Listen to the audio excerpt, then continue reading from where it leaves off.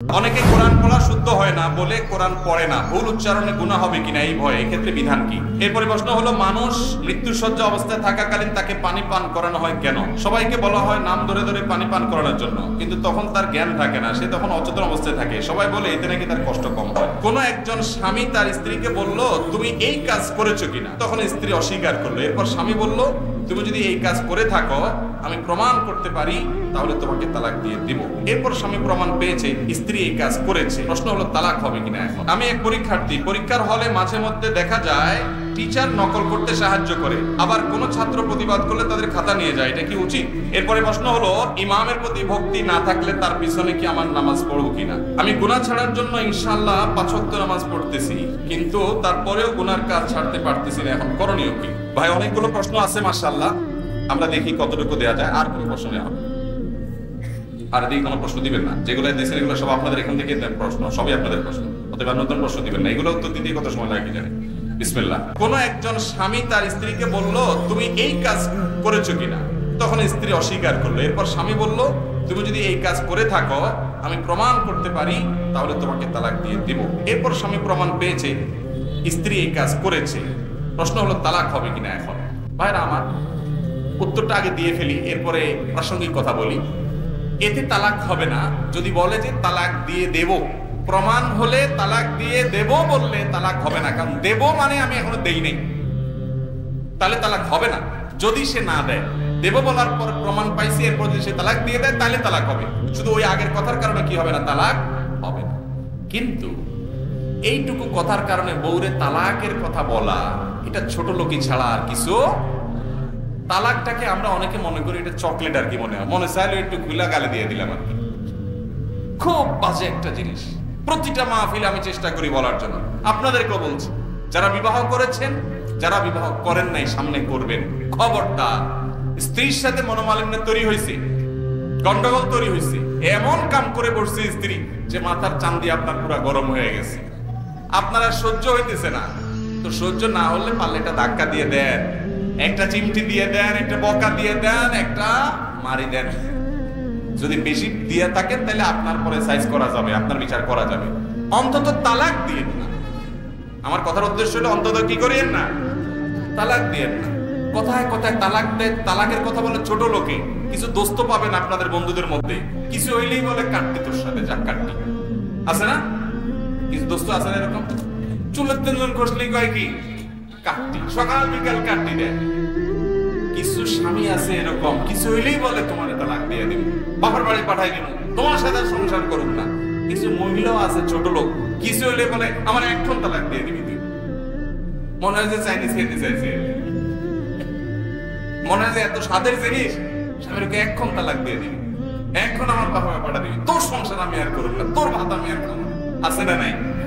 এই মহিলাও ছোট লোক, এই পুরুষটাও খবরদার।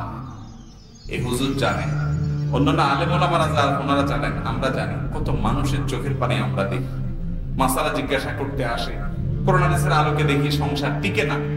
মাসালা শোনার পর চোখের পানি ফেলে দেয়, হুজুর 2টা বাচ্চা আছে, তারা মাদ্রাসায় পড়ে, বলে ফেলছি বারবার জীবনে বিভিন্ন সময় তালাক দিছি, গুনতে গুনতে 3টা পার হয়ে গেছে।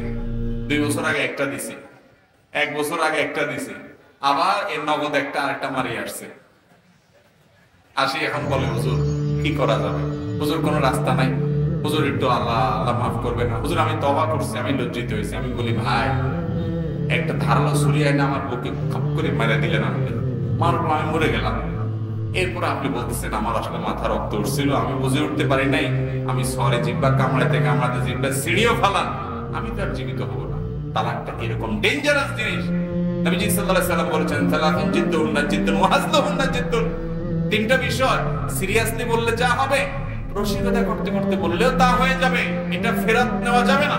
দুনিয়ার সমস্ত আলেম ওলামা, মক্কা মদিনার ইমামরা, বাইতুল মুকাররমের খতিব, সব বড় ছোট হুজুর সব একসাথে করেন।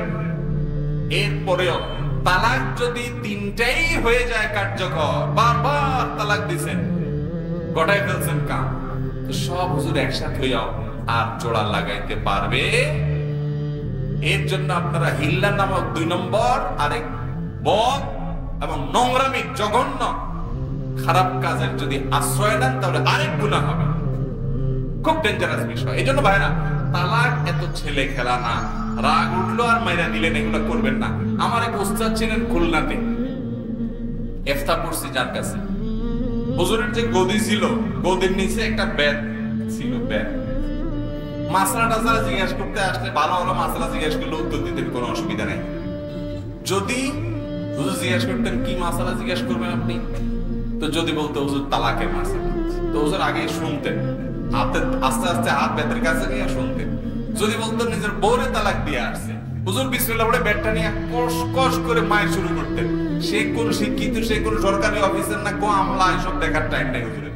দমসে আগে ভিডিও নিতেন, ভিডিওতে হাঁপায়া এরপরে বলতেন এবার বল কি করছিস, এটা কামার পাস না, আকাম কোকাম গড়ায় এসে বা মায়ের বউরে তালাক মারছে এসে। এরপর আমার কাছে মাসলা যে মাস তালাক দিছিস, আগে মায়ের গাবি, তারপর মাসলা। একদিন এক বুড়া আসছে, ভদ্রলোক ভ্যান চালায়, তো আমরা দোতলা, আমাদের ফতোয়া বিভাগ ছিল, উনি দোতলায় আসছে, হুজুরে খুঁজতেছে। তো আমরা বললাম হুজুর তো ওই নিচে মাঠে দাঁড়ায় আছে। আমরা বললাম আরে বুড়া বেচারা, এই লোকের বেদ দিয়ে মাইর দিলে পড়ে যেতে। ভাগ্য ভালো হুজুর জায়গায় নাই, বেদ নাই হাতের কাছে, হুজুর মাঠে আছে। আমরা পাঠিয়ে দিলাম, চাচা ভাগ্য কপাল ভালো থাকতে মাঠে যান। পাঠাই দিয়েছি আমরা দাঁড়িয়েছি বারান্দা থেকে, কাহিনী কি হয় দেখি। ওই বুড়া হুজুরের কাছে যাওয়ার পর কথাবার্তা বলছে, দূর থেকে বোঝা যাইতেছে তালাকের কথা বলে ফেলছে। হুজুর এখন তো মারে দিছি, কি করব? এইটা বলার পর এইভাবে তার কলারটা ধরে বক্সিং শুরু। আমরা তো কাহিনী বুড়ারা রক্ষা হলো না বেচারা, বক্সিং শুরু। হুজুরের কথা হলো যে বেটা কামার পাস না, আকাম গড়ায় কিছু হইলেই ওরে তালাক মারা, ছোট লোক কোথাকার। একটা মেয়ে তার বাবার সংসার ছেড়ে, মা বাপ ছেড়ে, সবকিছু ছেড়ে সবাইকে পর করে চিরকালের জন্য তোমার বাড়িতে চলে আসছে। ভুল হইতে পারে, অন্যায় হতে পারে, বিচার আছে, সালিশ আছে, দরবার আছে, দূরে তালাক মেরা। আল্লাহ তাআলা আমাদেরকে হেদায়েত দান করুন। খবরদার তালাকের কথা বলার আগে 40 বার ভাববেন, এরপরে কেটে কেটে লাভ হবে। যাই হোক, এরকম কথা তালাক বলা ঠিক না। অল্প বয়সে চুল পেকেছে, কালো কালি করলে নাকি ফরজ গোসল হবে না, সঠিকটা জানতে চাই। ফরজ গোসল হবে না হবে এই প্রশ্ন তো পরে।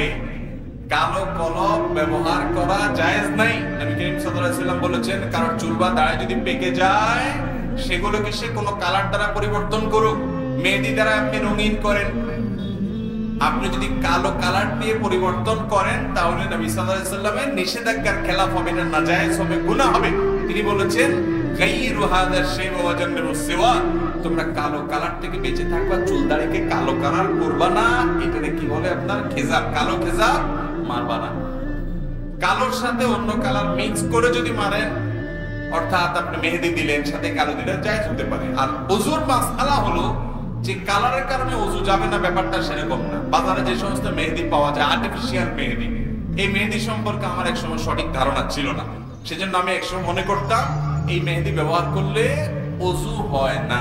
কিন্তু পরবর্তীতে বিস্তারিত আরো জানার পর আমি সেটা কারেকশন করেছি এবং বারবার স্পষ্ট আলাদা করে বলেছি যে না, আর্টিফিশিয়াল মেহেদি ব্যবহার করলে ওযু হবে, ওযু হবে না এমন বিষয় না। কারণ আর্টিফিশিয়াল মেহেদি বাজারে যেগুলো পাওয়া যায়, এগুলো ব্যবহার করলে অনেক সময় দেখবেন হাতে ব্যবহার করলে বা শরীরে ব্যবহার করলে উপরে চল্লা উঠে। হ্যাঁ, এই চল্লাটা আলাদা স্তর বা আবরণ পড়ার কারণে হয় না। এটা হলো ওটাতে যে অ্যাসিড দেয়, কোথাও অ্যাসিড একটু বেশি পড়লে সেটা যে জায়গা পড়ে ওখানে চামড়ার উপরের যে পাতলা লেয়ারটা আছে ওইটা খসে পড়ে, অন্য কিছু না। যার কারণে আলাদা কোনো স্তর পড়ে না। বিধায় আর্টিফিশিয়াল মেহেদি ব্যবহার করলেও ওযু হবে, কিন্তু কালো খেজাব ব্যবহার করে সাদা ঢাকার চেষ্টা করা যাবে।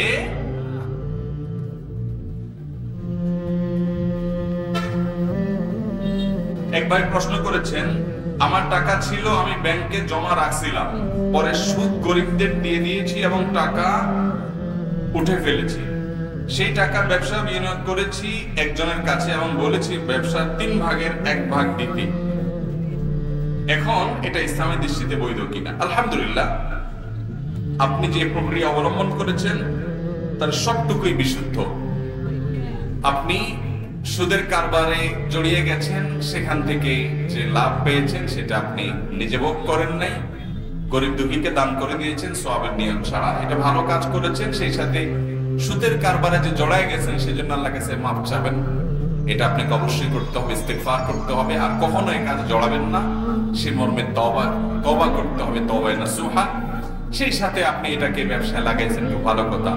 পার্সেন্টেজ ঠিক করে যে 3 ভাগের 1 ভাগ, 2 ভাগের 1 ভাগ, অর্ধেক অথবা যে কোনো পার্সেন্টেজ আপনি যার কাছে বিনিয়োগ করেছেন তার সাথে আপনার চুক্তি থাকবে যে আমার যা লাভ হবে সেখান থেকে এটা আমাকে পার্সেন্টেজ দিবা, আর বাকিটা তুমি নিবা। এইভাবে চুক্তি দিলে সেটা বৈধ। আহাল্লাল্লাহুল বাইআ ওয়া হারামার রিবা, এটা হলো বৈধ ব্যবসা, বৈধ লেনদেন। আর রিবা থেকে আপনি সরে এসেছেন, আল্লাহ তাআলা আপনাকে এর জন্য উত্তম বিনিময় দান করুন। এরপরে প্রশ্ন হলো, মুফাসসিরে কোরআন, আন্তর্জাতিক খ্যাতি সম্পন্ন মুফতি, মুহাদ্দিস, আল্লামা, এগুলোর প্রকৃত সংজ্ঞা কি? ভাই একটা করে সবগুলোর সংজ্ঞা দিতে অনেক সময় লাগবে, তাও দেই, আপনি প্রশ্ন করছেন। মুফাসসিরে কোরআন মানে হলো যিনি কোরআনের তাফসীর কারক।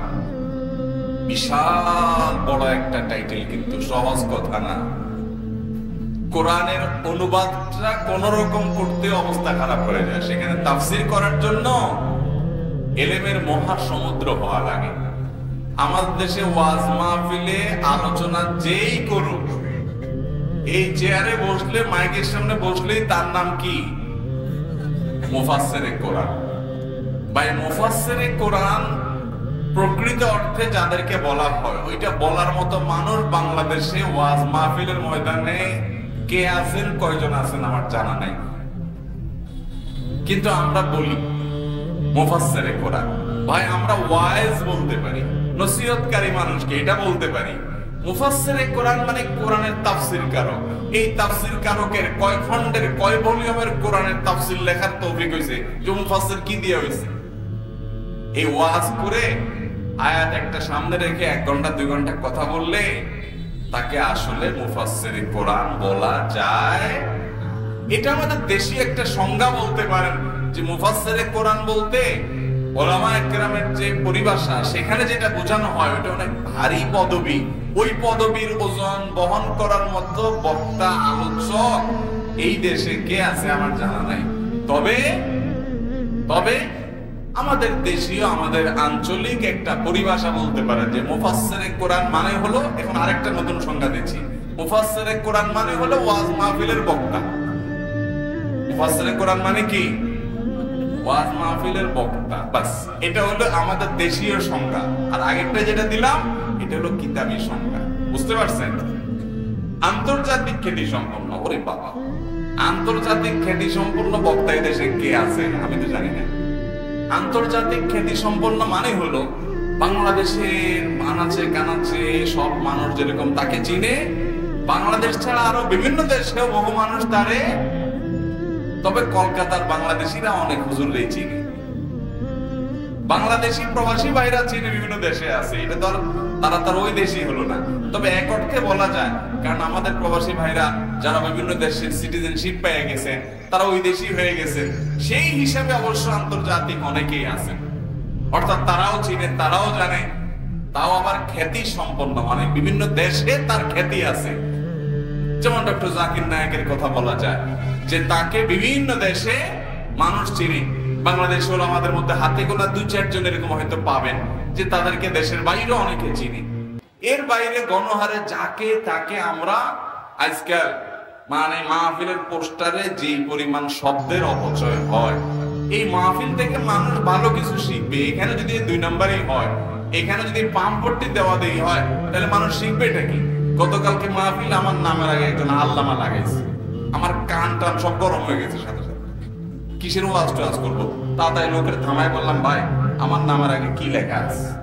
আমার মাহফিলের যে ফরম আছে, আমার মাহফিলের জন্য আবেদন করতে হলে ফরমে 12টা শর্ত দেওয়া আছে। এর ভিতরে একটা শর্ত হলো আমার নামের আগে, আমার নামের পরে কি থাকবে এটা আমার থেকে, আমার অফিস থেকে নিশ্চিত করতে হবে। একটা অতিরিক্ত শব্দ লিখলে ওই মাহফিলে আমি উপস্থিত হই না, হব না। হ্যাঁ, কখনো কখনো এমন হয় যে আমার অজান্তে পরে পোস্টার ব্যানার বানায় ফেলছে, আইসা হয়তো আমি খেয়ালও করিনি, পরে ধরা পড়ছে। যদি খেয়াল করি তাহলে আমি সেখানে সাবধান করি। ভাইরা আমার, আল্লামা শব্দের অর্থ বুঝেন? শত শত আলেমের ইলম যার পেটের ভিতরে, এর বলে আল্লামা। যার মাথায় শত শত আলেমের ইলম থাকে তাকে আল্লামা বলে, মহা বড় জ্ঞানী আলেম। এইটা বলার মতো মানুষ আমাদের মতো চুনুপুটি না। আমরা দু চারটা কথা আপনাদেরকে বলতে পারি, আল্লামা এত সস্তা উপাধি না। এই দেশে সব কি আল্লাহ। তো মাহফিলের যারা আয়োজন করেন, আল্লাহর হস্তে এই মঞ্চ থেকে পাম্পট্টি দেওয়া বন্ধ করেন। পাম্পট্টি দেওয়াটা খুব খারাপ একটা স্বভাব। নবী করিম সাল্লাল্লাহু আলাইহি ওয়াসাল্লাম নিষেধ করেছেন, এটা খুব বদ স্বভাব। এই স্বভাবের মানুষ ভালো মুসলমান না। সেখানে মাহফিল মঞ্চ থেকে এই সমস্ত আজাইরা পাম্পট্টি কিভাবে দেন? কামেলে মোকাম্মল, আলেম কুলের শিরোমণি, আন্তর্জাতিক খ্যাতি সম্পন্ন, বাইরে বাইরে ভাই যত টাইটেল দুনিয়াতে আছে সব আইরা লাগা দিছে যদু মধু আমাদের মতো যাত্রার নামে শুনতে। দিনের নামে পাগলামে হাস্যকর কাজ আল্লাহর ওয়াস্তে করবেন না। অনেক বক্তা আছে, অনেক হুজুর আছে, তাদের পোস্টারের নামের আগে আর পরে যে টাইটেল 2 লাইন 3 লাইন টাইটেলও আছে অনেক বিশ্বাসের। এই টাইটেল গুলো সব পড়তে পড়তে পড়তে এরপরে আর নাম খুঁজে পাওয়া যায় না। অনেক হিসাব আছে এদের নামের আগে যে টাইটেল আছে, ওরে বাপ রে বাপ। আপনি দেখেন তো আমাদের নবী করিম সাল্লাল্লাহু আলাইহি সাল্লামের নাম নেওয়ার সময় সাহাবীরা এরকম বলতেন? এরকম কোনো কিছু বলতেন না। মাহফিলে যারা পয়সা দেয় এদেরকে আপনারা পাম্পট্টি দেন, যারা ওয়াজ করে এদেরকেও পাম্পট্টি দেন, যারা প্রধান অতিথি হয়, রাজনৈতিক নেতা হয়, তাদেরকেও পাম্পট্টি দেন। এই আয়োজকদের ঠিকানা কোথায় হবে আগামী আমি এই চিন্তা করি। আল্লাহ তাআলা আয়োজক ভাইদেরকে হেদায়েত যেন হয় সেই তৌফিক দান এবং আলোচকদেরকে আল্লাহ হেদায়েত দান করুন, শ্রোতাদেরকে আল্লাহ তাআলা হেদায়েত দান। অতএব এই শব্দের অপচয় করা যাবে না। মুহাদ্দিস বলা হয় যিনি হাদিস বিশারদ। বাংলাদেশে সাধারণত হাদিসের কিতাব পড়ায়, হাদিসের শিক্ষক হলে তাকে সাধারণত মুহাদ্দিস বলে। আর এমনিতে হাদিস সম্পর্কে পাণ্ডিত্য আছে, হাদিসই তার স্পেশালিটি, এটা নিয়ে তার পড়াশোনা, হাদিস সম্পর্কে অগাধ নলেজ ইলম আছে, তাকে সাধারণত মুহাদ্দিস বলা হয়। মুফতি যিনি ফতোয়া সম্পর্কে, মাসআলা মাসাইল সম্পর্কে, আমাদের দেশীয় পরিভাষায় যিনি মাসআলা মাসাইলের উপরে বিভিন্ন কোর্স সম্পন্ন করেছেন, তাকে মুফতি বলা হয়। একজন চিকিৎসক যেরকম বলা হয়। যদিও অনেক দেশে মুফতি এই শব্দটা অনেক ওজনের শব্দ। এটা অনেক বড় বড় আলেমদেরকে সাধারণত পুরো দেশে হাতে গোনা কয়েকজনকে বলা হয়। যাই হোক, এটা এক এক দেশে এক এক পরিভাষা থাকতে পারে, এটা দোষের কিছু না। কিন্তু এই পরিভাষাগুলোর যত্র তত্র ব্যবহার, যার নামের সাথে যেটা খাটবে না সেটাও খাটায়া খাটায়া মাহফিলের আয়োজকরা মাইকিং করে, পোস্টার লেখে, ব্যানার লেখে, হ্যান্ডবিল লেখে। আল্লাহ তাআলা এই অনাচার থেকে আমাদের আয়োজক ভাইদের বাঁচার তৌফিক দান করুন। এরপরে প্রশ্ন হলো, অত্র এলাকায় হিজবুত তাওহীদের একটি প্রতিষ্ঠান গড়ে উঠেছে, তারা গোপনে তাদের সদস্য সংগ্রহ এজেন্ডা বাস্তবায়নের জন্য কাজ করছে, এক্ষেত্রে আমরা কি পদক্ষেপ নিতে পারি? ভাইরা আমার, আপনাদের কাজ হবে একজন মুসলমানের জন্য আদর্শ পথ এবং পদ্ধতি কি, কোরআন এবং হাদিসের আলোকে মানুষকে সেটা বুঝাবেন। সেটা বোঝানো আপনাদের দায়িত্ব। আপনি যখন আলো জ্বালাবেন, অন্ধকার এমনিতেই দূর হয়ে যাবে, নিভে যাবে। মনে রাখবেন, হিজবুত তাওহীদের ভাইরা তাদের মূল প্রচার প্রসার, আবার কিছু লোক বাইরে হয়েছে মুনকেরে হাদিস, হাদিস মানে না এরা। এই লোকগুলোর মূল কথা হলো যে ইসলাম, প্রকৃত ইসলাম তাদের কাছে আছে, আর দুনিয়াতে যত ইসলাম আছে সব ভেজাল। এমনকি কাবাতে, মক্কাতে, মদিনাতে ইমাম সাহেবরা যারা আছে সব ভেজাল ইসলামে আছে। শুধুমাত্র আসল ইসলাম আছে ওইসব ভাইদের কাছে যাদের মুখে ভালো করে দাড়িটাও নাই, কোরআনে কারীমের আয়াত শুদ্ধ করে তেলাওয়াত, পেটে বোম মারলেও বের হবে না, আরবি কোরআন আরবিতে, হাদিস আরবিতে, সে আরবি ভাষা সম্পর্কে একটা বাচ্চা মাদ্রাসার যে ধারণা রাখে, সে ব্যাকরণ, গ্রামার, আরবি সে সম্পর্কে ধারণা নাই, কিন্তু উনি প্রকৃত ইসলামের ধারক বাহক। নবীজি সাল্লাল্লাহু আলাইহি ওয়াসাল্লাম বলেছেন, মান ক্বালা হালাকান নাস ফাহুয়া আহলাকুহুম, যে বলবে সবাই ধ্বংস হয়ে গেছে, সমাজে সব গোমরাহ, আমরা কয়েকজন মানুষ শুধু হকের উপরে আছি, নবীজি বলছেন তাহলে বুঝে নিবা ওরাই হলো সবচেয়ে বড় গোমরাহ। এরা নারী পুরুষদেরকে যেভাবে মিলে মিশে একাকার করে বিভিন্ন প্রোগ্রাম করে, আমার নবী করিম সাল্লাল্লাহু আলাইহি ওয়াসাল্লাম বলেছেন, খায়রু সুফুফির রিজালি আউয়ালুহা ওয়া আখিরু সুফুফিন নিসাই আখিরুহা ওয়া খায়রু সুফুফিন নিসাই আখিরুহা। অর্থাৎ যখন নামাজে দাঁড়াবে, যে কোনো প্রোগ্রাম হবে, তো পুরুষদের জন্য উত্তম হবে তারা সামনের কাতারে দাঁড়াবে, পেছনে মা বোনদেরকে রাখবে। এটা মা বোনদেরকে ছোট করার জন্য নয়, অপমান করবার জন্য নয়, এটা তাদের নিরাপত্তা, তাদের ব্যক্তিত্ব, তাদের সম্মানহানি যেন না হয়। একজন নারীকে নিয়ে যেন বাজে মন্তব্য, বাজে ধারণা, মনে মনে নোংরামি চিন্তা যেন কেউ করতে না পারে। ইসলাম সেটা দেয় না। অন্য নারীকে নিয়ে রাস্তাঘাটে যে কোনো মানুষ যে কোনো চিন্তা করতে পারে, যে কোনো বাজে কল্পনা করতে পারে, মনে মনে তাকে জেনা করতে পারে, মনে মনে প্রতিটা মানুষ দেখে দেখে তাকে দর্শন করতে পারে। মুসলমানের মন কন্যা, আল্লাহর বান্দি, তাদেরকে যেন কোনো বাজে মানুষের দৃষ্টিতে পড়ে তারা যেন কোনোভাবে বাজে মানুষের চোখে তার কল্পনার খোরাকে পরিণত না হয়। এই জন্য মুসলমান নারীকে আল্লাহ তাআলা সৌন্দর্যকে ঢেকে ঢুকে রাখতে বলেছেন। যার সামনে বাজারে মাছির মতো করে, খোলা কলার মতো করে, বাজে জিনিসের মতো করে তার সৌন্দর্যকে বিলিয়ে বেড়াতে নিষেধ করেছেন। এটি তার ব্যক্তিত্বের ব্যাপার, এটি তার আত্মসম্মানের ব্যাপার। অনেক পুরুষ বুঝে না, তার স্ত্রীকে সে সাজিয়ে গুজিয়ে, সে খোলামেলা ভাবে, অশ্লীল ভাবে সে উপস্থাপন করে, রাস্তাঘাটে নিয়ে যায়। যত মানুষ দেখে, যতজন দেখে, কি কল্পনা করে। এখানে আবার সুশীল ভাইরা হাজির হয়ে যাবে। ওনারা বলবে যে হুজুরদের আপনাদের মনটাই আসলে খারাপ, আপনারা শুধু বলেন যে মেয়েদেরকে দেখলেই বাজে চিন্তা হয়, আপনাদের চরিত্রটাই খারাপ, আপনাদের বাজে চিন্তা হয়। ওই ভাইরা আমাদের ফেরেশতার মতো, ওনাদের মনে কখনো বাজে চিন্তা হয় না, কোনো বাজে কল্পনা হয় না। আপনারা যারা আছেন এখানে সবাই পুরুষ আছেন, বেশিরভাগ কেন সবাই প্রায় অ্যাডাল্ট মানুষ আছেন। ভাই আপনাদের মনে কোনো বাজে জিনিস দেখলে বাজে চিন্তা আসে কিনা আমি জানি না, কিন্তু আমাদের এই ভাইরা যারা সুশীল বলেন, ওনাদের মনে কোনো এই সমস্ত ফালতু চিন্তা কখনো আসেন না। আল্লাহর জমিনে এর চেয়ে বড় ফেরেশতা কোথায় পাবে না? দেখছেন নি এসব ফেরেশতা আপনারা? এই ফেরেশতারা হয় মিথ্যাবাদী আর না হলে নপুংসক, হয় মিথ্যুক আর না হলে ডাক্তার দেখাইতে হবে। বেটা তোমার অশ্লীল দৃশ্য দেখার পরে, অশ্লীল মেয়েকে দেখার পরে তোমার তার সম্পর্কে একেবারে পবিত্র চিন্তা আসে, তোমার মা বোনের চেহারা বেশি উঠে, সুবহানাল্লাহ, আলহামদুলিল্লাহ। তোমার মতো এরকম ফেরেশতা আল্লাহ জমিনে আছে, এই জমিতে এখন এই জন্য টিকে আছে। ভাইরা আমার, তো আমাদের এই হিজবুত তাওহীদের ভাইরা, তারা দেখবেন নারী পুরুষকে এভাবে মিশামিশি, ঢলাঢলি, পর্দা নাই, পুশিদা নাই, কিচ্ছু নাই। তারপরে তাদের কাছে মিউজিকের কোনো ব্যাপার না, অন্য কিছু না।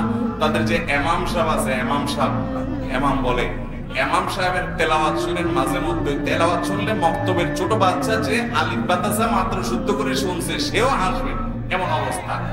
আল্লাহ তাআলা আমাদের ভাইদেরকে হেদায়েত পাওয়ার তৌফিক দান করেন। আমরা আমাদের ভাইদের জন্য দোয়া করি, তারাও আমাদের ভাই, আমরা চাই তারাও আমাদের সাথে জান্নাতে যাক। আমরা এই ভাইদেরকে বলবো, কোরআন এবং হাদিস নবী করিম সাল্লাল্লাহু আলাইহি ওয়াসাল্লাম রেখে গেছেন, অর্থ সহকারে যদি আপনি বুঝেন, সেখান থেকে সঠিক ইসলামের ধারণা পেয়ে যাবেন। আপনারা এই সমস্ত ভাইদের বিভ্রান্তিতে যেন কোনো মুসলমান না পড়ে, তাদেরকে আপনারা ইসলামের সুমহান সুন্দর ধারা কোরআন এবং সুন্নাহর প্রতি আহ্বান করবেন। আল্লাহ নবী সাল্লাল্লাহু আলাইহি ওয়াসাল্লাম নবীদের ওয়ারিস বানিয়ে গেছেন উলামায়ে কেরামকে। সেই উলামায়ে কেরাম, সমস্ত উলামায়ে কেরাম সবাইকে গোমরা বলে দিন শেষে একজন হঠাৎ করে দাঁড়ায় গেছে, বলে যে আমি হলাম একমাত্র হকের জান্ডাবাহী, প্রকৃত ইসলামের ধারক বাহক। আল্লাহ তাআলা এই ইসলাম থেকে আমাদের ভাইদের হেফাজত করবেন। ভাইরা আমার, আমাদেরকে সঠিক পথে দাওয়াত দিতে হবে, এবং আলো যদি দিতে থাকেন, অন্ধকার এমনিতে কি হয়ে যাবে? দূর হয়ে যাবে। এরপরে প্রশ্ন হলো, ইমামের প্রতি ভক্তি না থাকলে তার পিছনে কি আমার নামাজ পড়ব কিনা? সুবহানাল্লাহ, এই তো আরেক ফেরেশতা পাওয়া গেছে। আমি তো মানুষ দেখি না, সব তো ফেরেশতা লাগতেছে। ভাইরা আমার, ইমামকে ভক্তি হয় না। মানুষটা কি পরিমাণ ভক্তি, মানে ফেরেশতা হলে এটা সম্ভব। ইমাম সাহেবের প্রতি কি হয় না? ভক্তি হয় না। তবে হ্যাঁ, এটা এখানে ট্রল করা কিছু নাই ওই ব্যক্তির ক্ষেত্রে যার ইমাম সত্যি কোনো পাপে লিপ্ত, খারাপ কাজে লিপ্ত, বিদআতে, শিরকে, কোনো ডেঞ্জারাস কাজে লিপ্ত, তার প্রতি ভক্তি না হওয়াটা দোষের কিছু না। কিন্তু আমি যেটা ট্রল করলাম সেটা হলো, আমি অনেক মানুষকে দেখেছি এমন যে ইমাম সাহেবের প্রতি ওনার ভক্তি হয় না, মানে এমনি ওনার ভালো লাগে না। আমার মনে আছে 2002-3 সালের দিকে বা 4 সালের দিকে আমি মনে করে এক মসজিদে ইমামতি করতাম, জুমা পড়াইতাম। তো আমার এক মুসল্লি আমাকে একবার বললেন, হুজুর মনে কিছু করেন না, আপনার বক্তব্য আলোচনা সবই ভালো লাগে মাশাআল্লাহ, কিন্তু আপনার হাঁটাটা না আমার একদম ভালো লাগে না। আমি বললাম, ভাই আপনিও মনে কিছু করেন না, আপনি কি আমাকে বিয়ে শাদী করার চিন্তা ভাবনা করছেন নাকি? আমার হাঁটা দিয়ে আপনি কি করবেন? এটা কোন দেশি কথা? আপনি আমার থেকে এলেন নিবেন, আপনি আমার কথা শুনবেন, আমার হাঁটা কি, আমার চুল কি, আমার চেহারা কি, এটা দেখানোর দরকার আছে আপনার? আমরা চাই আমাদের ইমামগুলো সব আরশ মহল্লা থেকে নাজিল হবে, ফেরেশতার মতো হবে, ডান বাম কোনো কিছু থাকবে না। ইমাম সাহেবের যদি নামাজে কখনো ভুল হয় আমরা বলবো, হায় হায় ইমাম সাহেবের আবার ভুল হয়, হুজুরের আবার ছেলে মেয়ে হয়েছে শুনছি। এই হলো আমাদের দেশের মানুষের মন মানসিকতা, ঠিক না ভাই? ঠিক। আরে ভাই আপনার ইমাম সাহেব দিন শেষে একজন মানুষ, ওনার ভুল হতে নামাজে আমাদের নবী করিম সাল্লাল্লাহু আলাইহি ওয়াসাল্লামের ভুল হয়েছে, আপনি কোথায় আছেন? উনি নামাজে এক রাকাত কম থাকতে সালাম ফিরে ফেলছেন ভুলে, সাহাবায়ে কেরাম ভয়ে লোকমা দেয় না যে নবী তো, আল্লাহ হয়তো নামাজ কমাই দিয়েছে কিনা, ওহী আসে ওনার কাছে সব সময়, কেউ লোকমা দেয়নি। সালাম ফিরানোর পরে বলে, ইয়া রাসূলুল্লাহ আনাসিতা আম কুসিরাতিস সালাহ, আপনি ভুলে গেছেন না নামাজ আল্লাহ কমাই দিয়েছে। দেখেন কত ভদ্রতা, ডাইরেক্ট বলে নাই ইয়া রাসূলুল্লাহ আপনি ভুল করছেন, বলে ইয়া রাসূলুল্লাহ কি আল্লাহর পক্ষ থেকে নাজিল হয়েছে নতুন কোন বিধান, সেজন্য রাকাত সংখ্যা কম হয়েছে, নাকি আপনি ভুলে গেছেন? নবীজি সাল্লাল্লাহু আলাইহি ওয়াসাল্লাম তখন বলেছেন, বাল নাসিতু, না বরং আমি ভুলে গেছি। তখন তিনি কারেকশন করলেন। তো তা আল্লাহর নবীর ভুল হওয়ার সময় তো জিবরিল এসে বলে দিতে পারতো যে হুজুর আপনি বসেন না, এখন দাঁড়ায় যান। তো তার ভুল হয়েছে, আল্লাহ জিবরিল পাঠান নাই, তার ভুল হয়েছে, মানে মানুষ হিসাবে যে ভুলে যাওয়া, এই ভুলটা, এই ভুলে যাওয়ার বিষয়টা ঘটছে একবার ফজরের নামাজে। তারা সফরে ছিলেন, সবাই ঘুমিয়েছিলেন, একজনকে প্রহারা রাখছেন, একটু পর পর পালা করে করে তারা রাত্রে পাহারাদারি করবে, ফজরের সময় ডেকে দেওয়ার দায়িত্ব একজনের। তো ওনার আগের জন আরেকজনকে ডেকে দিবে, ওনারই ঘুমা এসে গেছে, জিমানে এসে গেছে, ডেকে আর দিতে পারে নাই, সবাই ঘুম, সারাদিন পরিশ্রম করছেন, সেই কঠিন মরুভূমির আপনার গরমের মধ্যে অভিযান করে রাতে একটু ঘুমাইছেন। এখন সবার গভীর ঘুম, নামাজ পড়তে পারেন নাই কেউ। সূর্য উঠে, সূর্যের আঁচ আর তাপ যখন গরম গায়ে লাগছে তখন সব লাফতে উঠছেন। তার নবী করিম সাল্লাল্লাহু আলাইহি ওয়াসাল্লামের জীবনে যদি এই ভুল হতে পারে, আপনার ইমাম সাহেবের ভুল হতে পারে না? পারে না। তবে হ্যাঁ, ইমাম সাহেব যদি ফাসিক হয়, স্পষ্ট ফাসিক হয়, হারামের সাথে তার সংশ্লিষ্টতা থাকে, খারাপ কাজ করে, নাজায়েজ কাজ করে এবং স্পষ্ট ফাসিক মুলিন হয়, তিনি দাড়ি চাষে, দাড়ি চাটে চেটে চেটে এটাকে ফাসিক এর পর্যায়ে তিনি নিয়ে গেছেন, এবং তিনি সুদের কারবারের সাথে জড়িত, তার চরিত্র নিয়ে সন্দেহ করার মতো অনেক কাজ তিনি করেন, তিনি বড় বড় নাবালেগ মেয়েদেরকে তিনি পড়ান, তিনি এরকম অনেক উল্টোপাল্টা কাজ করেন, শরীয়ত বেশরীয়তে কাজ করেন। এইরকম ইমামের প্রতি অভক্তি হওয়াটা মুসল্লির দোষের কিছু। অতএব আমি শুরুতে যে ট্রল করছিলাম, মাপ চাই, ওইটা আমি সাধারণভাবে ট্রল করি না, আমার ভুল, আল্লাহ মাফ করুন। এরকম হলে সেই ইমামের প্রতি অভক্তি হওয়াটা দোষের কিছু না, কিন্তু অভক্তি হয় সেজন্য আপনি নামাজ ওই ইমামের পিছনে না পড়ে একা একা পড়তে পারবেন। হাজ্জাজ ইবনে ইউসুফ জালেম শাসক, এমন জালেমের জালেম, সাহাবীদেরকে হত্যা করত, সাহাবীদেরকে, এত ডেঞ্জারাস জালেম ছিল, কিন্তু আবার নামাজি ছিল 5 ওয়াক্ত। একদম সাহাবীদের যুগের মানুষ তো 5 ওয়াক্ত নামাজিরা, শুধু ইমাম সাহেব যেহেতু রাষ্ট্রনেতা, এজন্য ইমাম সাহেব ছিল, ওনার পেছনে সাহাবীরা নামাজ পড়তেন। একবার ফজরের নামাজ 2 রাকাতের জায়গায় 3 রাকাত না 4 রাকাত পড়াইছে। মদ খাইছিল, মদ খেয়ে নামাজ ধরছে, হুঁশ নাই, পড়ায় টড়ায়া মুসল্লিদেরকে পিছনে বলতেছে আর পড়াবো। পিছনে সম্ভবত আব্দুল্লাহ ইবনে মাসউদ রাদিয়াল্লাহু তাআলা আনহু এখন একজন সিনিয়র সাহাবী ছিলেন, উনি বলছেন না আর লাগবে না, অনেক হয়েছে এবার।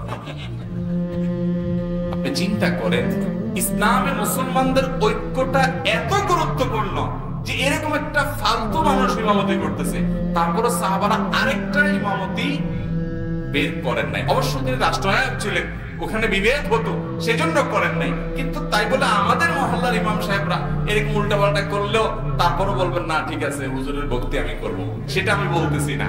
আপনি যদি ইমাম সাহেব এরকম বেলাইনের হয়, আপনি পাশে মসজিদে চলে যান, আপনারা নিজেরা কয়েকজন মিলে জামাত করেন। কিন্তু ছোটখাটো ভুলভাল হয়, পাশে মসজিদে যাওয়ার মতো অবস্থানে দূরে আছে, তাহলে আপনি একা একা নামাজ কোন অবস্থাতে পড়বেন না, প্রয়োজনে ওই ইমাম পিছনে পড়বেন, তারপরেও জামাতে পড়তে হবে। বিকল্প জামাত যদি ভালো কোনো মসজিদ পান সেখানে যাবেন। আর কোন ইমাম যদি আমলি না, আকীদাগত বেদাতে আক্রান্ত থাকে এবং তার কারণে সে শিরকে আকবার, কুফরে আকবরে চলে যায়, কোন মাজারে পূজা করে, সিজদা করে, সেখানে প্রার্থনা দোয়া করে, এগুলোকে হালাল মনে করে, তাহলে সেক্ষেত্রে ওই ইমামের নামাজ পড়া জায়েজ নাই। প্রয়োজনে একা পড়বেন, জামাতে পড়তে না পারলেও তারপরে পড়বেন না। কিন্তু এছাড়া অন্য আমলগত ত্রুটি যদি থাকে, ফাসিক থাকে, গুনাহের কাজ করে, তাহলে আলাদা অন্য কোনো ভালো ইমামের পিছনে নামাজ পড়বেন। কিন্তু এই ইমাম খারাপ ভক্তি হয় না সেজন্য নামাজ পড়া ছাড়বেন না। আমি প্রথমে যে বলছিলাম একটু ট্রল করে, এর যথেষ্ট কারণ আছে। আমি অনেককে চিনি ব্যক্তিগতভাবে, কয়েকজনকে চিনি। এক ভাই কিন্তু চিনি, উনি বলছেন যে হুজুর আমার আব্বা কোন মসজিদে নামাজ পড়ে না, কোন মসজিদে। উনি 5 ওয়াক্ত নামাজ পড়ে, লম্বা দাঁড়িয়ে আছে, সবই ঠিক আছে, কিন্তু মসজিদে নামাজ পড়ে না। কেন? কার পিছনে নামাজ পড়ে? দুনিয়াতে মানুষ আছে এরকম ফেরেশতা এদেশে মাশাআল্লাহ কিছু আছে ভাইরা। ইমামের নামাজ ইমামেরে পাবে, আপনার নামাজ আপনারে পাবে। ইমাম খারাপ দেখে তার পিছনে নামাজ পড়ছেন দেখে আপনার নামাজের কোনো ক্ষতি হবে মানে আপনার নামাজ হবে না, ব্যাপারটা সেরকম। তবে কমিটির লোকরা, মসজিদের যারা দায়িত্বশীল, তাদের উপরে আমানত যে তারা একজন যোগ্য ইমাম নিয়োগ দিবেন। আলতু ফালতু মানুষ, এখন তো অনেক মসজিদে ঘুষ দিয়ে ইমাম নিয়োগ হয়। সভাপতি সেক্রেটারি সাহেবের পছন্দের মানুষ, আত্মীয় স্বজন থাকলে পার্সিয়ালিটি করে তারে ঢুকায় দেয়। চুরি ডাকাতি সব জায়গায় করতে করতে আল্লাহর ঘরও ধরছে অনেক, আছে না নাই? আল্লাহ তাআলা চোর ডাকাতদের থেকে আমাদের দেশে মসজিদগুলোকে হেফাজত করুন। এরপরে প্রশ্ন হলো, আমি জেনেছি যার চরিত্র যেমন তার জীবন সঙ্গীও তেমন হবে। আমি আমার জীবনে জেনা লিপ্ত হয়েছিলাম, এখন সামনে বিবাহ চিন্তা করতেছি, তওবা ক্ষমা প্রার্থনার মাধ্যমে কি মাপ পেতে পারি? আশা করি উত্তর দিবেন। ভাইরা আমার, এই কথা আপনাকে কে বলল যে যার চরিত্র খারাপ তার জন্য কপালে খারাপ বই আসবে, ভালো আসবেই না? এটা কে বলছে আপনাকে? আল খাবিসাতু লিল খাবিসিনা ওয়াল খাবিসুনা লিল খাবিসাত, এই আয়াতের তাফসীর খুলে বিস্তারিত পড়ার চেষ্টা করেন।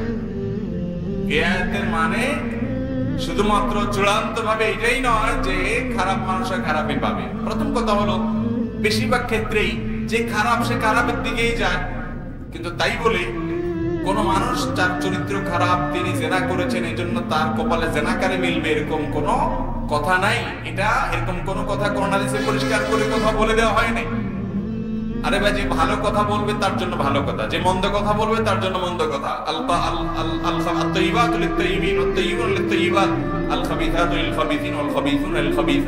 এই আয়াতের এই তাফসীরটাই সবচেয়ে প্রসিদ্ধ, গ্রহণযোগ্য। আরো তাফসীর আছে, কিন্তু তাই বলে কোন আলেম পৃথিবীতে, কোন ফকিহ আজ পর্যন্ত এটা চূড়ান্ত বলতে পারেন নাই যে কারোর চরিত্র খারাপ হলে তার কপালে খারাপ বই মিলবে। এটাই কোরআন হাদিসে বলা আছে, এটা কোথাও নাই। কে বলেছে আপনাকে?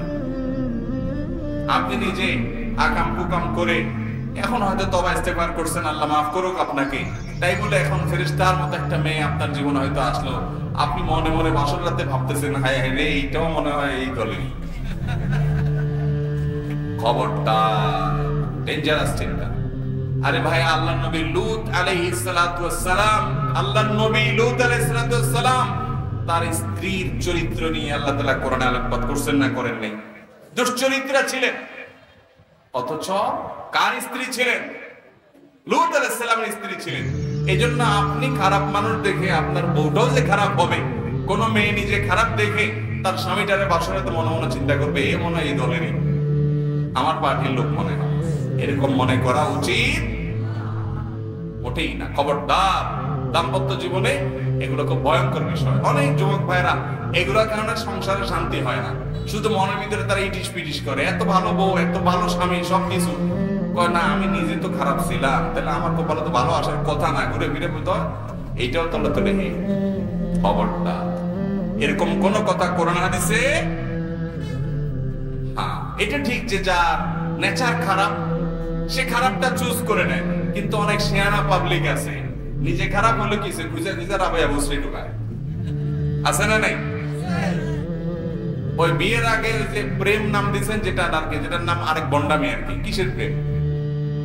মেয়েদের হলো ফুচকা চটপটি আর চাইনিজ খাওয়ার দান্দা, আর পুরুষদের হলো মহিলার পড়ায় পড়ায় আকাম কুকাম করার দান্দা। নাম দিছে কি? প্রেম। কত সুন্দর একটা নাম। আরে ভাই, প্রেম তো হলো বৈধ লিগ্যাল জায়গায় স্বামীর সাথে স্ত্রী। এই অবৈধ জায়গায় কিসের প্রেম? এটা তো 2 নম্বরই নিয়ে। এই 2 নম্বরই কাজ করে অনেকে, এবং সারা জীবন 2 নম্বরটারই করে। এরপরে বিয়ের সময় বড় বড় হুজুর করে হাদিয়া তোফা দিয়া খাওয়ায়া চা পানি নাস্তা, বলে হুজুর এখন মহিলা মাদ্রাসার একটা মেয়ে আমার জন্য দেখতে হবে ভাই। আছে না নাই? শুনছে হুজুরের মহিলা মাদ্রাসা আছে, আইসে এখন শুধু হুজুরের গায়ে হাত মোছে, হুজুর মহিলা মাদ্রাসার একটা মেয়ে দিতে হবে। এরকম মানুষ আমাদের দেশে আছে না নাই? বলেন, আকাম কুকাম সব করব, কিন্তু গল্লিটা ঠিক আছে, বউ হিসাবে উঠে দিয়ে ঠিকই রাবে বসে ছাড়া উঠাবে না। আল্লাহ আমাদেরকে বোঝার তৌফিক দান করুন। তো যাই হোক, নিজে খারাপ হলেও অন্তত ভালো মানুষকে বিয়ে করার চেষ্টা করতেছে, তার এই প্রবণতাটা অন্তত ভালো, মাশাআল্লাহ। কিন্তু সবার আগে নিজে আল্লাহর কাছে লজ্জিত হয়ে, অনুতপ্ত হয়ে, নিজেকে ভৎসনা করে ক্ষমা চেয়ে ভালো হওয়ার চেষ্টা করতে হবে। কিন্তু তাই বলে আমি খারাপ ছিলাম, আলহামদুলিল্লাহ এখন ভালো হয়েছি, তাই বলে এখন আমার কপালে আর ভালো কিছু আসবে না যেটা আমি খারাপ ছিলাম, এমন মনে করে আপনি মন খারাপও করবেন না, আর অন্য আরেকজনের প্রতি খারাপ ধারণাও করবেন না। আমি গুনাহ ছাড়ার জন্য ইনশাআল্লাহ 5 ওয়াক্ত নামাজ পড়তেছি, কিন্তু তারপরেও গুনার কাজ ছাড়তে পারতেছি না। এখন করণীয় কি? গুনার কাজ ছাড়তে পারছেন না, 5 ওয়াক্ত নামাজ পড়ছেন, মাশাআল্লাহ। ইন্নাস সালাতা তানহা আনিল ফাহশাই ওয়াল মুনকার। নামাজটাকে একটু সুন্দর করে পড়েন ভাই। কিরকম সুন্দর করে পড়েন? আমরা বেশিরভাগ মানুষ নামাজ পড়ে খুব হুলস্থুল করি। আমি ব্যক্তিগতভাবে আমার একটা মানবীয় দুর্বলতা হলো আমি একটু হুলস্থুল স্বভাবের মানুষ। এই যে কথা বলে দেখেন না, এত ঘন ঘন কথা বলি। অন্য বক্তারা 1 ঘন্টায় যত কথা বলে, আমি আধা ঘন্টা তার চেয়ে বেশি কথা বলি, কারণ আমার মুখ এত বেশি চলে। এই যে তাড়াহুড়া করার একটা বদ স্বভাব আমার মধ্যে আছে। এরপরও আমি মসজিদে দেখি যে আমি তাড়াহুড়া করে নামাজ পড়ার আগেও দেখি ম্যাক্সিমাম মুসল্লিরা আমার আগে নামাজ শেষ।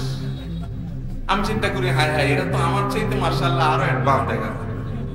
ভাইরা আমার, নামাজকে সুন্দর করার চেষ্টা করতে হবে। নামাজকে সুন্দর করার চেষ্টা করবেন।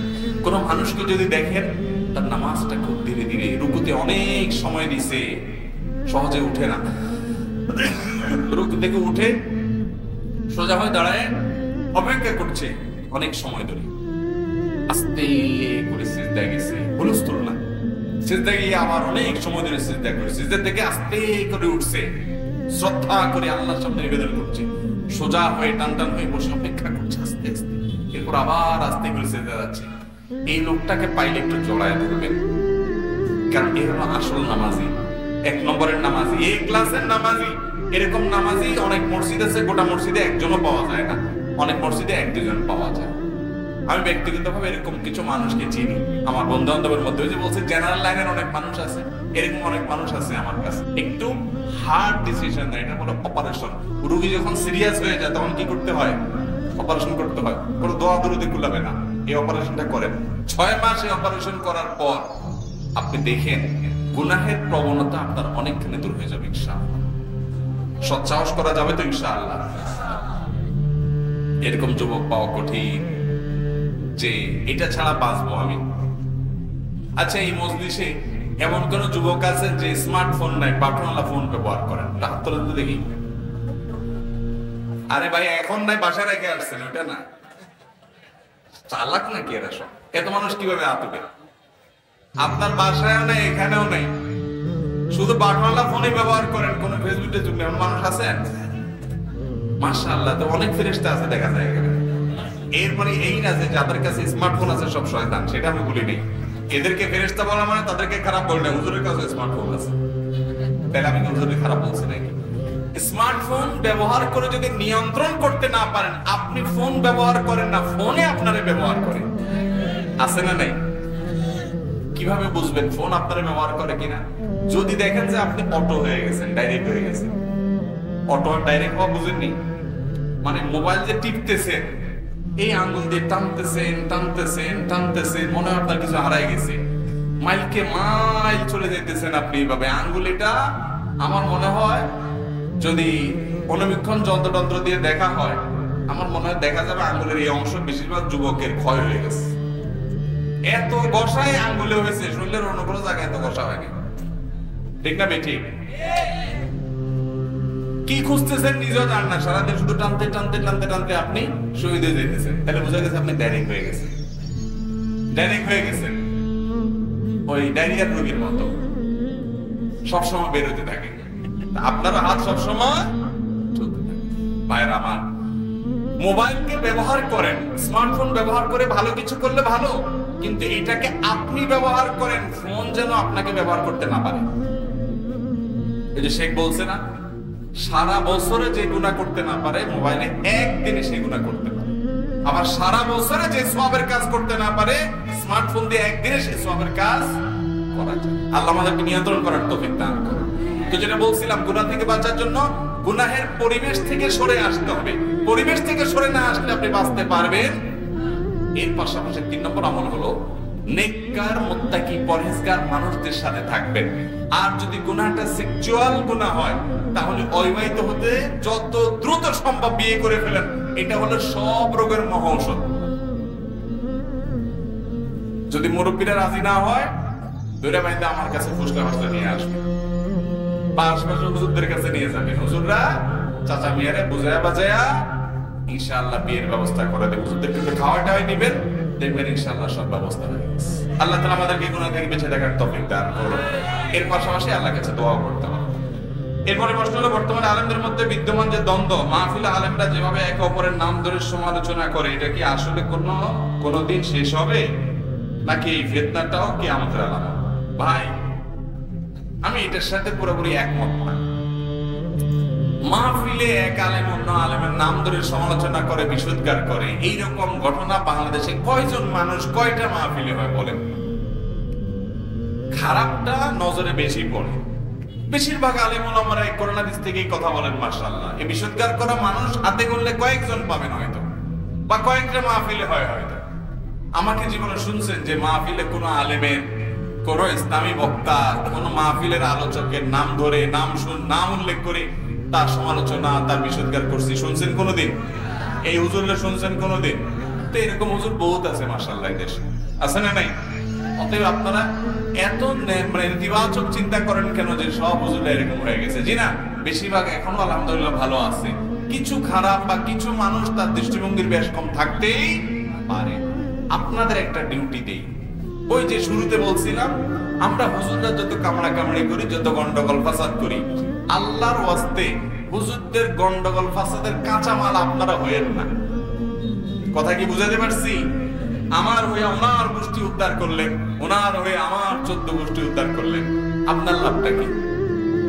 এই কাজটা আপনারা করবেন মুসলমানদের ঐক্য যেন তৈরি হয়। এই জন্য আপনি একটা মত পোষণ করেন, উনি আরেকটা মত পোষণ করেন। আল্লাহর ওয়াস্তে ওনাকে আপনার শত্রু মনে করেন না।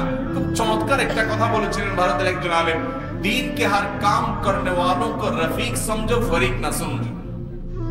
যারা দিনের কাজ করেন, ইসলামের কাজ করেন, দৃষ্টিভঙ্গি ভিন্ন হতে পারে, কিন্তু আপনার মনে হয় যে লোকটা আল্লাহ খুশি করার জন্য করে, ধান্দা ফান্দা অন্তত নাই, সে অন্তত মুনাফিক না, ইসলামের শত্রু অন্তত না। এই লোকটাকে আপনারা আপন মনে করেন, তারে প্রতিপক্ষ মনে করবেন। যদি আপনার মনে হয় সে নির্বোধের মধ্যে কাজ করতেছে, তাহলে মনে করবেন আমার ব্যাককল বন্ধু আর কি, আমার ভাই ব্যাককল হলে যেরকম হয় এরকম আর কি, কিন্তু দিন শেষে আমার ভাই, আমি তার বিরুদ্ধে বিশুদ্ধার করতে পারি। এইভাবে যদি আপনারা চলেন, ফেসবুক জেহাদের নাম দিয়া এক গোষ্ঠী আরেক গোষ্ঠীর গোষ্ঠী উদ্ধার করা যদি বন্ধ করে, তাহলে দেখবেন ঐক্যের প্ল্যাটফর্ম এমনি সুগম হয়ে গেছে ইনশাআল্লাহ। চেষ্টা করবেন না আপনারা? এরপরে প্রশ্ন হলো, মানুষ মৃত্যুসজ্জা অবস্থায় থাকাকালীন তাকে পানি পান করানো হয় কেন? সবাইকে বলা হয় নাম ধরে ধরে পানি পান করানোর জন্য, কিন্তু তখন তার জ্ঞান থাকে না, সে তখন অচেতন অবস্থায় থাকে। সবাই বলে এতে নাকি তার কষ্ট কম হয়। ভাই, যদি মৃত্যুর আগ মুহূর্তে গলা শুকায় যায়, ওই লোকের কষ্ট হচ্ছে মনে হয়, তখন তো আপনি চামচ দিয়ে বিভিন্ন বিষয়ে তারে পানি পান করাবেনই, যাতে করে গলা শুকায় না যায়, কষ্ট না হয়। মৃত্যুর আগ মুহূর্তে অনেক কষ্ট হয়, সেজন্য তার পানির প্রয়োজন আছে মনে হলে চামচ দিয়ে যদি এখান থেকে তিনি নিচ্ছেন, পানি পান করতেছেন, নিতে চাচ্ছেন, তাহলে দিলেন, এটা ভালো জিনিস।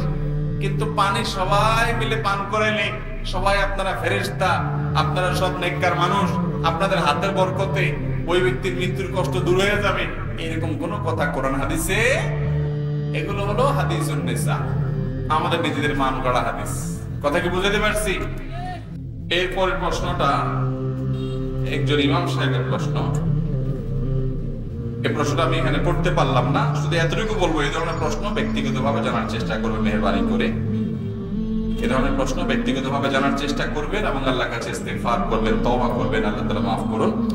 এরপরে প্রশ্ন, মহিলারা দ্বীনি কাজ কিভাবে সক্রিয়ভাবে অংশগ্রহণ করবে, বিষয়ে রাসূল সাল্লাল্লাহু আলাইহি ওয়াসাল্লাম নির্দেশনা কি? মহিলারা দ্বীনি কাজ করবেন মহিলা সুলভ যে সকল বিধিনিষেধ আছে সেগুলো ঠিক রেখে, পর্দার মধ্যে থেকে তারা দ্বীনের দাওয়াতি কাজ করবে। অনেক মহিলা আছে দাওয়াতি কাজ করার জন্য ঘর থেকে বের হয়ে যায়, স্বামীর কথাও শোনে না, বাপের কথাও শোনে না, এক জেলা থেকে আরেক জেলা চলে যায় মাহরাম ছাড়া, আছে না নাই? এগুলা জায়েজ নাই। আপনি কোন বাড়িতে তালিম করবেন, সেখানে পর্দাপশিদার সাথে যেতে হবে, অভিভাবকদেরকে সম্মতি নিয়ে তাদের কাছ থেকে অনুমতি নিয়ে যাবেন। এই সমস্ত তালিমে আমি বলি সবসময় কোন একজন দক্ষ আলেমের তত্ত্বাবধান অবশ্যই থাকতে হবে, না হলে এগুলো গোমরাহিতে পর্যবসিত হওয়ার ভয় অনেক বেশি। আর মহিলাদের মধ্যে, পুরুষদের মতো অনেক মহিলাদের মধ্যে এই প্রবণতা আছে, বানায় বানায় মাসআলা বলে, বানায় বানায় হাদিস বলে, এগুলো করা যাবে না। যা জানবেন সেটা বলবেন, বিশেষ করে লাগামহীন হবেন না। অনেক মহিলা বলে, আমার অসুখ হলে স্বামী যদি আমাকে বাইরে যে চিকিৎসা করতে না দেয়, আমি কি তার কথা শুনে বসে থাকবো? তাহলে আমার দ্বীনের ক্ষেত্রে আমার স্বামী যদি যেতে বাধা দেয়, আমি কেন যাবে না?